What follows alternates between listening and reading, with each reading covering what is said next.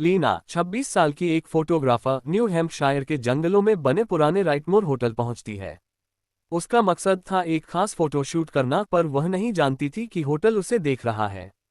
लीना धीरे से बस एक रात, फिर वापस। रिसेप्शन डेस्क पर धूल से ढके पुराने चाबियों के बीच उसे एक चाबी मिली, कमरा 313 की। वह चाबी जैसे गर्म थी, जैसे किसी ने अभी रखी हो। लीना, ये चाबी गर्म क्यों है? लीना जैसे ही 313 के पास पहुंची, दरवाजा खुद ब खुद धीरे से खुल गया। बिना किसी हवा के। लीना कांपते हुए ये अपने आप खुला। कमरे में सिर्फ एक पुराना बिस्तर और एक विशाल आईना था।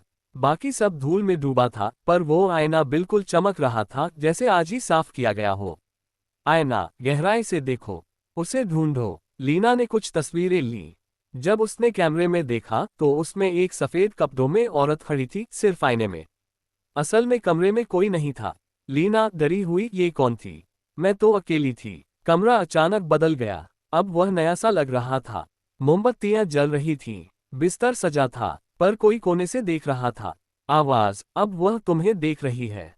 टेबल पर एक किताब पड़ी थी, तारांकन राइटमूर ट्रेजेडी। एक अध्याय पर राख लगी थी। उसमें लिखा था, अलिजा नाम की महिला 1899 में कमरे 313 में जलकर मर गई थी। एक सेंस के दौरान वह आत्माओं में फंस गई थी। लीना, वो मुझसे अपनी कहानी कहना चाहती है।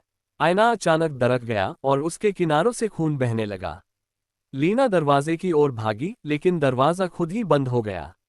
मेरे साथ रहो, हमेशा के लिए। लीना ने आईने को तोड़ना चाहा, लेकिन आईना टूटा नहीं। उसने लीना की आत्मा खींच ली। लीना गिर पड़ी। आईने में उसका चेहरा अब मुस्कुरा रहा था। आईने की लीना मुस्कुराते हुए अब अगला मेहमान। कुछ महीने बाद एक नया फोटोग्राफर होटल में आया। उसने लीना की अंतिम फोटो पोस्ट देखी थी, द फॉरगॉटन होटल। वही चाबी, वही कमरा, वही आईना। अलिजा, फिर से स्वागत है।